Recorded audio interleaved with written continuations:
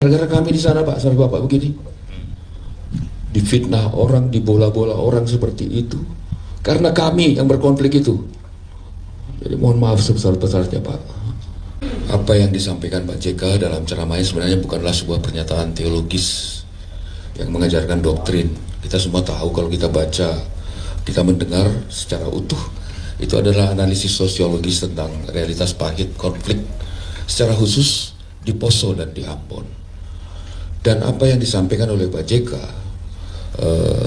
ya kurang lebih kalimatnya tentang berkonflik dengan alasan syahid itu memang terjadi dalam konflik itu. Seperti tadi Pak Pendeta katakan, itu memang benar-benar terjadi dalam realitas itu. Nggak usah jauh-jauh lah. Saya pun sendiri berani kemana-mana karena saya yakin waktu itu saya pasti masuk surga. Itu dia.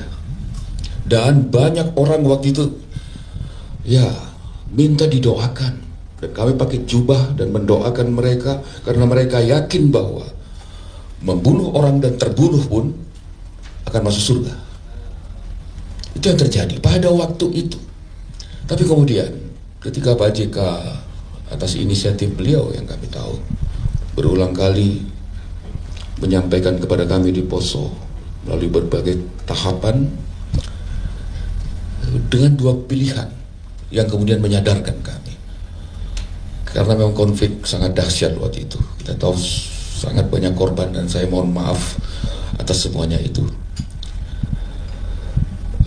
Beliau menawarkan kalau mau terus berkonflik silakan, tetapi kalau mau damai saya fasilitasi. Itu beliau sampaikan. Dan itu luar biasa sekali, dan itulah yang menyadarkan dan meruntuhkan semua kesombongan, keangkuhan kami, dan akhirnya kami sadar bahwa ini apa yang kami pahami waktu itu adalah ajaran yang salah, harus kembali kepada ajaran yang benar. Jadi apa yang disampaikan oleh Pak JK itu memang realitas waktu itu. Nah karena itu kami berharap siapapun dia yang kontra terhadap apa yang disampaikan oleh Pak JK, mari belajar tentang kasus itu, lihat dulu. Tanyalah kepada Ambon, kepada Poso misalnya, karena itu yang disebut. Tanyalah. Dan kemudian kalau dia Kristen, karena saya Kristen, dengan alasan bahwa itu bukan ajaran agama Kristen sehingga menggugat Pak JK, alasan kasih dan seterusnya, tunjukkan Anda punya kasih. Bukan dengan cara mempersoal-soalkan itu. Tidak. Pak JK mungkin bisa saja salah, mungkin kekurangan kalimat dan seterusnya. Bisa. Tapi komunikasilah. Seperti yang Pak JK juga selama ini lakukan, komunikasi yang baik akan membangun kebaikan untuk kita semua.